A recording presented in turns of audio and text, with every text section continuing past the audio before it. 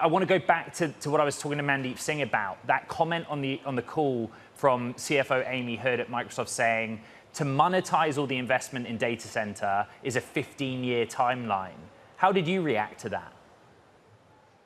Well, thanks for having me. I actually thought they did an excellent job of really threading the needle, especially on the CapEx side.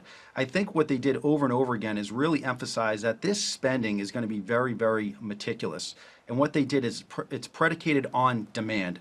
They constantly look for signals and spend accordingly. And again, a lot of these signals are near term, but a lot of them are very long term with north of 10 to 15 year parameters. I think they're spending for the future, and I think they're going to maximize the opportunity.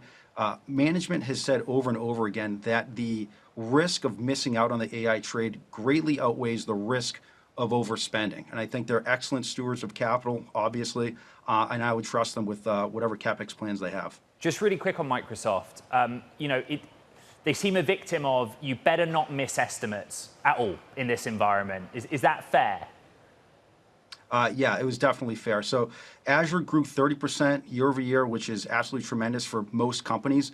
But considering that Microsoft is probably the second most crowded long in all of tech outside of NVIDIA, it was priced to perfection even on this recent pullback.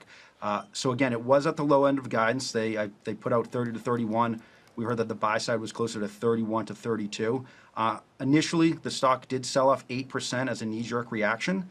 But really, as the conference call started to get underway, they really did an incredible job of explaining exactly where the weakness came from. Yeah, and they outlined exactly. Europe, given the geopolitical risk there and the economy, that was a great spot to point out. And then two, more importantly, and this is when the stock really started to rebound, it's a capacity issue.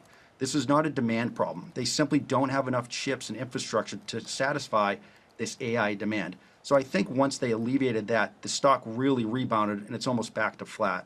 And then one other thing that when you go a little deeper made a lot of sense, this really stood out.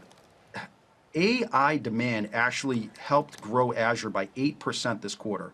Last quarter was 7%. So you're actually seeing an acceleration in AI demand that's really starting to provide real ROI, which I don't think is going to stop anytime soon.